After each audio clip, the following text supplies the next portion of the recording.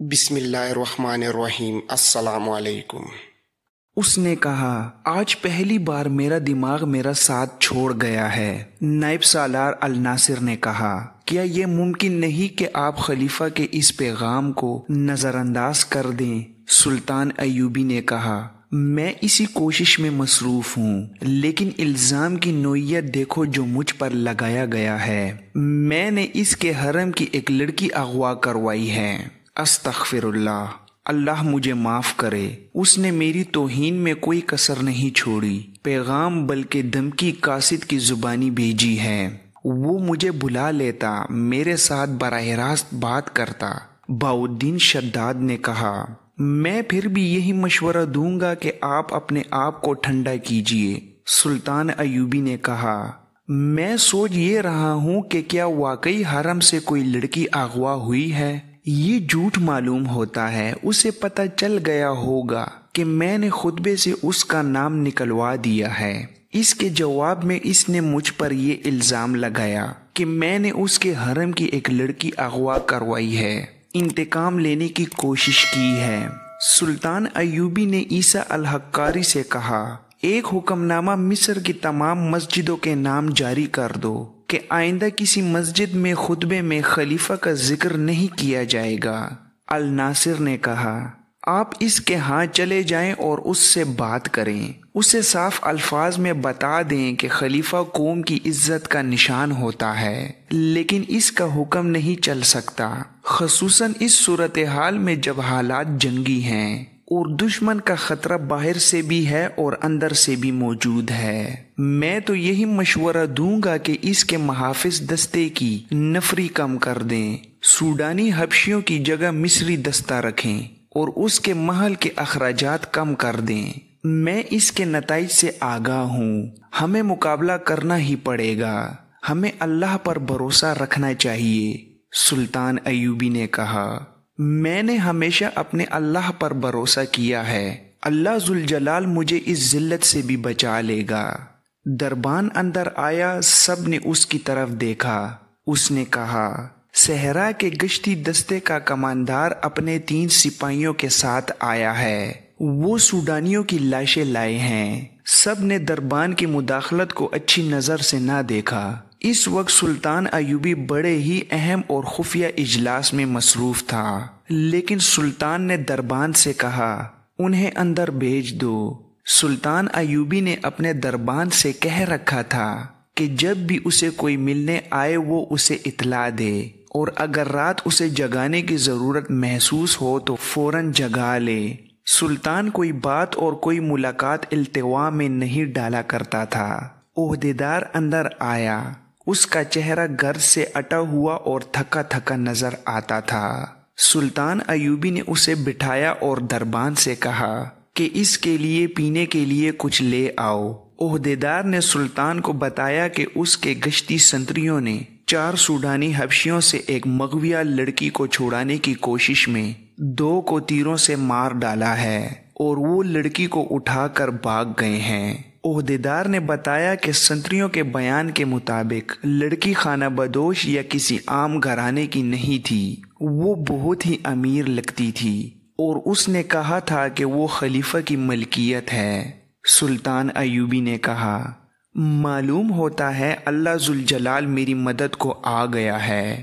وہ باہر نکل گئے۔ کمرے میں بیٹھے ہوئے سب حاکم اس کے پیچھے چلے گئے۔ باہر زمین پر 2 لاشیں پڑی تھیں۔ ایک لاش پیٹھ کے بل تھی، اس کی پیٹھ میں تیر اترا ہوا تھا، دوسری لاش کی گردن میں تیر پیوست تھا۔ پاس 3 سپاہی کھڑے تھے۔ انہوں نے امیر مصر کو، جو ان کا سالار اعلیٰ بھی تھا، شاید پہلی بار دیکھا تھا۔ وہ فوجی انداز سے سلام کر کے پرے ہٹ گیا۔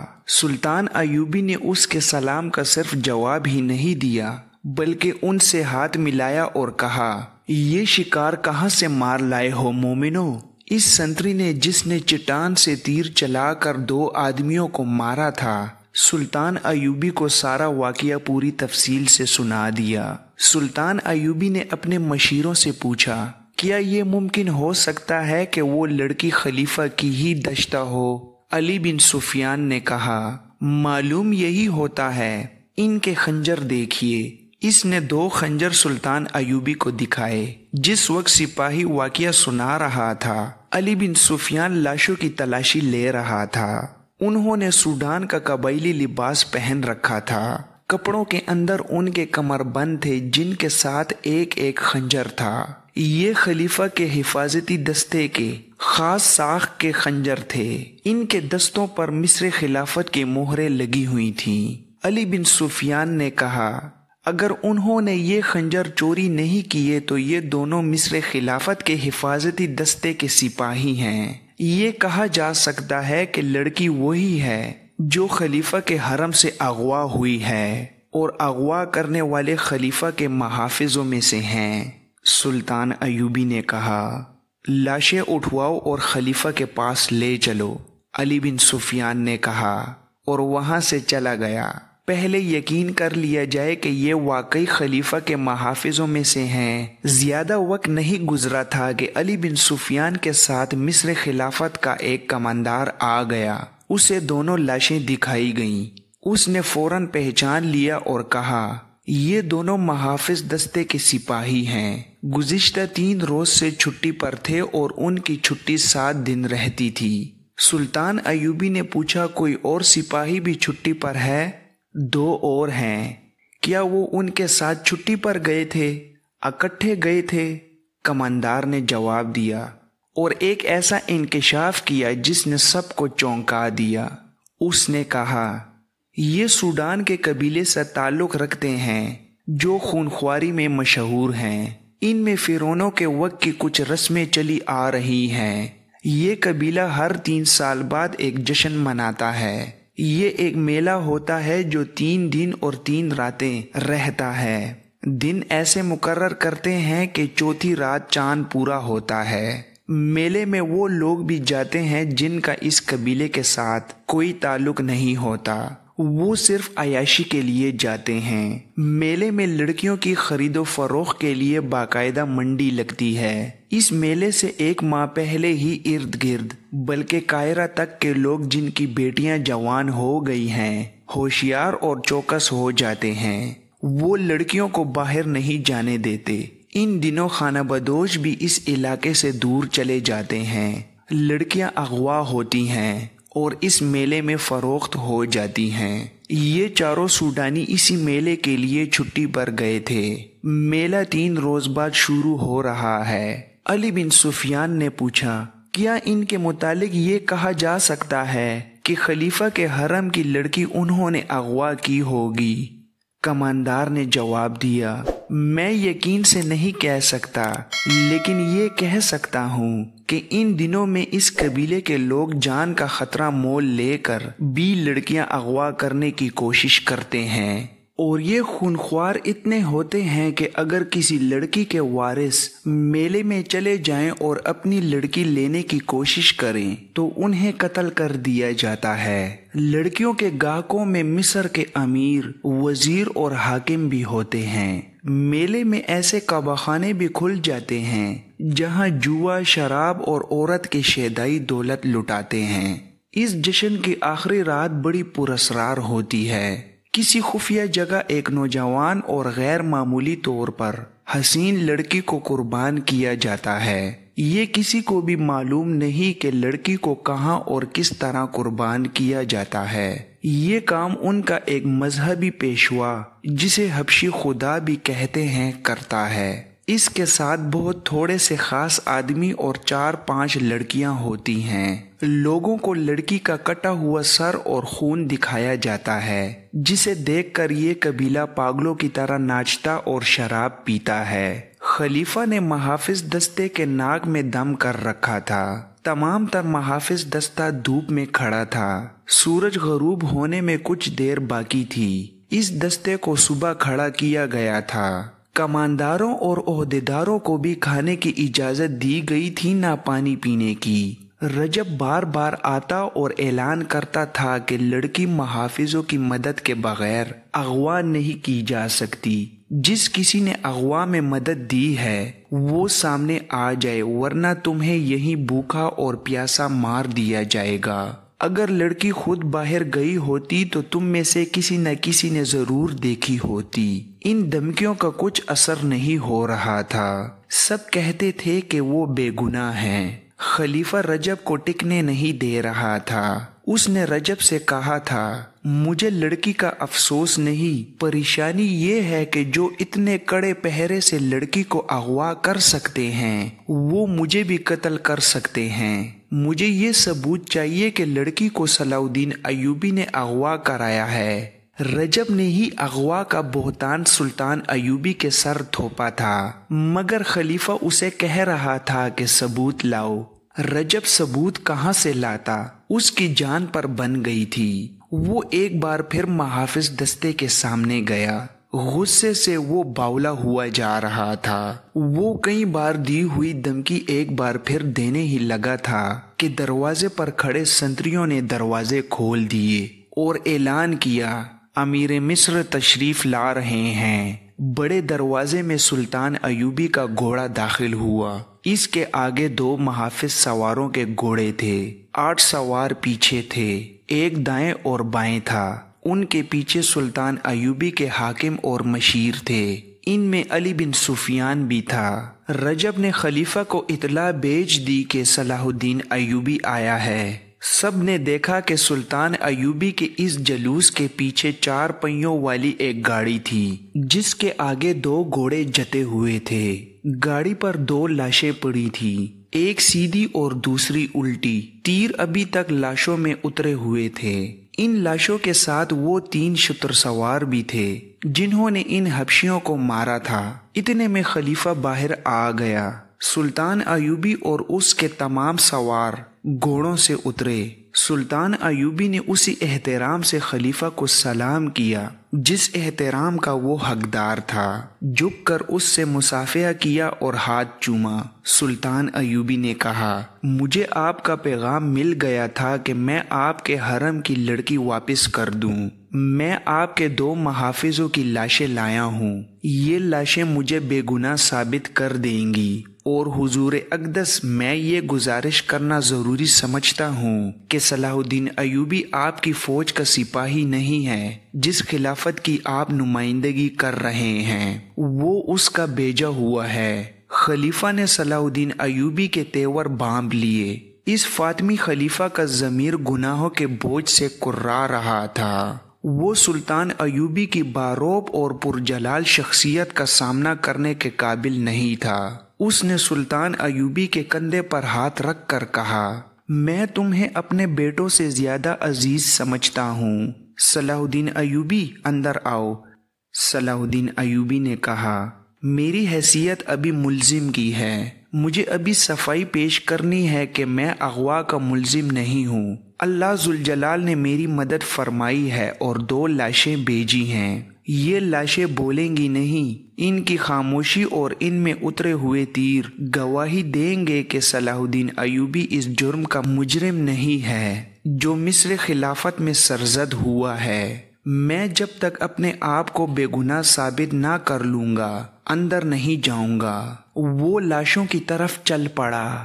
خلیفہ پشیمان سا ہو گیا اور سلطان کے پیچھے پیچھے گیا۔ تھوڑی دور 400-450 نفری کا محافظ دستہ کھڑا تھا۔ سلطان ایوبی نے لاشیں اٹھوا کر اس دستے کے سامنے رکھ دیں اور بلند آواز سے کہا، 8 سپاہی آگے آؤ اور لاشوں کو دیکھ کر بتاؤ کہ یہ کون ہیں۔ پہلے کماندار اور عہدیدار آئیں۔ انہوں نے لاشیں دیکھ کر ان کے نام بتائے اور کہا، یہ ہمارے دستے کے سپاہی تھے۔ ان کے بعد 8 سپاہی آئے۔ انہوں نے بھی لاشوں کو دیکھ کر کہا کہ یہ ان کے ساتھی تھے۔ 8 اور سپاہی آئے، پھر 8 اور آئے۔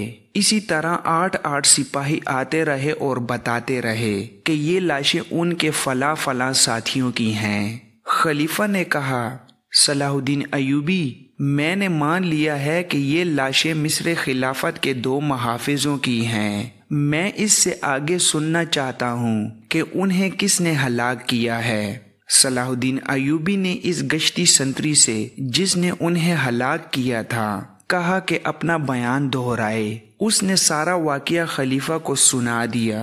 وہ ختم کر چکا تو سلطان ایوبی نے خلیفہ سے کہا، لڑکی میرے پاس نہیں لائی گئی، وہ سوڈانی حبشیوں کے میلے میں فروخت ہونے کے لیے گئی ہے۔ خلیفہ کھسیانا ہوا جا رہا تھا۔ اس نے سلطان ایوبی سے کہا کہ وہ اندر چلے۔ سلطان ایوبی نے اندر جانے سے انکار کر دیا اور کہا، میں اس لڑکی کو زندہ یا مردہ برآمد کر کے آپ کے حضور حاضری دوں گا۔ ابھی میں اتنا ہی کہوں گا کہ حرم کی ایک ایسی لڑکی اغوا جو تحفے کے طور پر آئی تھی اور جو آپ کی منکوحہ بیوی نہیں دشتہ تھی، میرے لیے ذرا بر اہمیت نہیں رکھتی۔ اللہ تعالیٰ نے مجھے اس سے اہم فرائض سونپے ہیں۔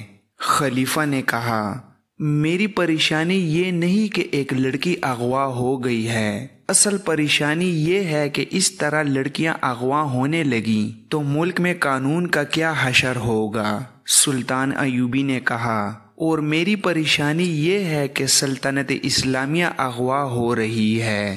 آپ زیادہ پریشان نہ ہوں، میرا شعبہ سراغ رسانی لڑکی کو برآمد کرنے کی پوری کوشش کرے گا۔ خلیفہ سلطان ایوبی کو ذرا پرے لے گیا اور کہا، صلاح الدین، میں ایک عرصے سے دیکھ رہا ہوں کہ تم مجھ سے کھچے کھچے رہتے ہو۔ میں نجم الدین ایوب، سلطان صلاح الدین ایوبی کے والد محترم کا بہت احترام کرتا ہوں، مگر تمہارے دل میں میرے لیے ذرا بر احترام نہیں ہے، اور مجھے آج بتایا گیا ہے کہ جامعہ مسجد کے خطیب امیر العالم نے یہ گستاخی کی ہے کہ خطبے سے میرا نام ہٹا دیا ہے۔ مجھے رجب نے بتایا ہے کہ میں اسے اس گستاخی کی سزا دے سکتا ہوں۔ میں تم سے پوچھنا چاہتا ہوں کہ اس نے تمہاری شے پر تو ایسا نہیں کیا؟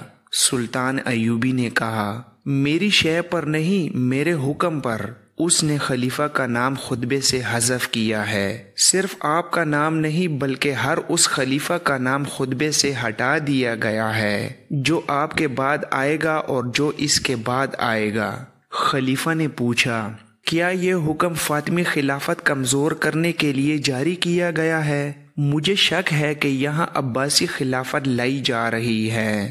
سلطان ایوبی نے کہا، حضور بہت بوڑھے ہو گئے ہیں۔ قرآن نے شراب کو اسی لیے حرام کہا ہے کہ اس سے دماغ معوف ہو جاتا ہے۔ سلطان نے ذرا سوچ کر کہا، میں نے فیصلہ کیا ہے کہ کل سے آپ کے محافظ دستے میں رد و بدل ہوگا۔ رجب کو میں واپس لے کر آپ کو نیا کماندار دوں گا۔ خلیفہ نے کہا، لیکن میں رجب کو یہاں رکھنا چاہتا ہوں۔ میں حضور سے درخواست کرتا ہوں کہ فوجی معاملات میں دخل دینے کی کوشش نہ کریں۔ سلطان ایوبی نے کہا اور علی بن سفیان کی طرف متوجہ ہوا جو 5 حبشی محافظوں کو ساتھ لیے آ رہا تھا۔ یہ 5 اسی قبیلے سے تعلق رکھتے ہیں۔ علی بن سفیان نے کہا، میں نے اس دستے سے مخاطب ہو کر کہا ہے کہ اس قبیلے کے کوئی آدمی یہاں ہوں تو باہر آ جائیں۔ یہ 5 صفوں سے باہر آ گئے۔ ان کے متعلق مجھے ان کے کماندار نے بتایا ہے کہ پرسوں سے چھٹی پر جا رہے تھے۔ میں انہیں اپنے ساتھ لے جا رہا ہوں۔ لڑکی کے اغوا میں ان کا ہاتھ ہو سکتا ہے۔ صلاح الدین ایوبی نے رجب کو بلا کر کہا، کل یہاں دوسرا کماندار آ رہا ہے، آپ میرے پاس آ جائیں۔ میں آپ کو مجنیکوں کی کمان دینا چاہتا ہوں۔ اور یہ سنتے ہی رجب کے چہرے کا رنگ بدل گیا۔